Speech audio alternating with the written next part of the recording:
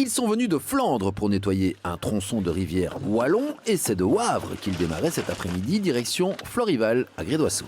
Et c'est symbolique aujourd'hui parce que c'est la journée mondiale de l'eau.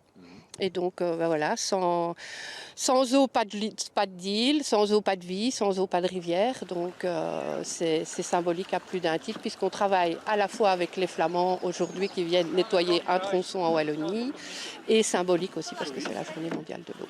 Ils étaient une vingtaine de membres du club de kayak de Leuven et du Pedelsport Vlaanderen à avoir fait le déplacement. Sympa. Oui, c'est assez sympa, oui, parce que la DIL ne s'arrête pas en Wallonie. Hein, donc ici, c'est la partie qui est le plus proche de la Flandre. Et apparemment, il y a un samenwerking, une collaboration entre la communauté française et flamande. Les Flamands viennent nettoyer la rivière. Oui, et les Dijljutters, nous sommes les bénévoles et on va nettoyer la rivière pour mettre la DIL au cœur de la société. Parce que c'est notre but de faire une sensibilisation et bien sûr aussi d'éviter que les déchets sont mis dans la rivière. Et vous faites ça en kayak? Ah oui, bien sûr. Pourquoi? Et les canoës, en fait. Canoë, c'est plus facile. Okay. Pour mettre les déchets dedans, pour amener toutes les choses qui ne c'est pas nécessaire de le trouver dans la rivière. Voilà. Pourtant, nos rivières et la DIL notamment sont régulièrement nettoyées via la SBL Air Aquaterra, mais il y a vraisemblablement encore beaucoup de boulot.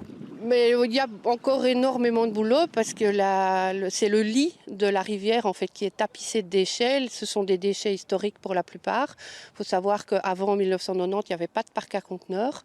Et donc, malheureusement, le citoyen jetait un peu tout et n'importe quoi dans la DIL. D'ailleurs, il y a énormément de déchets symboliques, des objets qu'on ne rencontre plus. Moi, je dis toujours, la DIL est un livre d'histoire ouvert.